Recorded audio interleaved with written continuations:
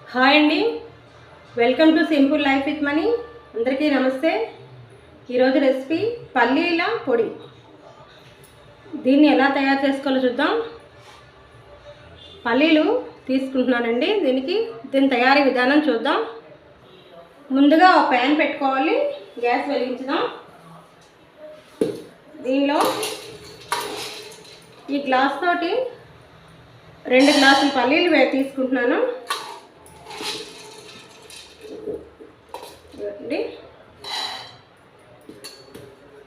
ఇవి దోరగా వేయించుకోవాలి.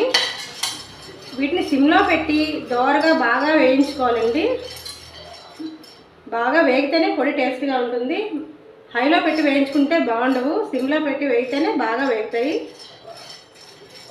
ఇలా ఒక టైం పడుతుంది. ఒక 6-7 నిమిషాల పాటు సిమ్లో పెట్టి ఇలా వేయించుకోవాలి.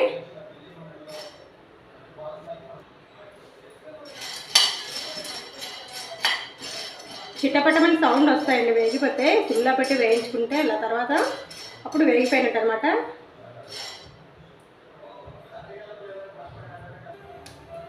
వేగిపోయండి పల్లీలు. ఇలా సిమ్లో పెట్టి దోరగా వేయించుకోవాలి. ఇంకోటి గ్యాస్ ఆఫ్ చేసేస్తాను.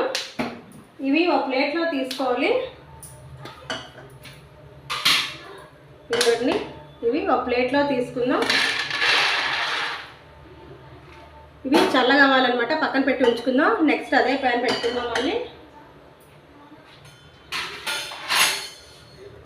ఇప్పుడు ధనియాలు ఈ స్పూన్తో తీసుకుంటున్నాను. టేబుల్ స్పూను 3 స్పూన్స్ అనమాట, 3 స్పూన్లు తీసుకుంటున్నాను.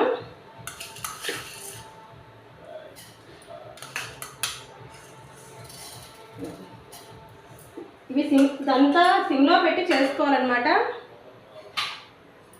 ఇవి కొంచెం వేయించుకోవాలి. ఇవి కొంచెం వేగగానే నెక్స్ట్ జీలకర్ర వేసుకుందాం. ఇందులో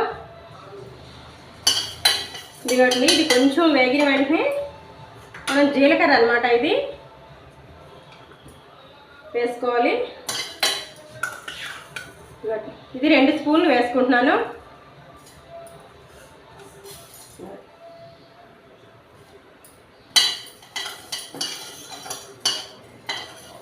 ఇవి ఇలా వేయించుకోవాలి.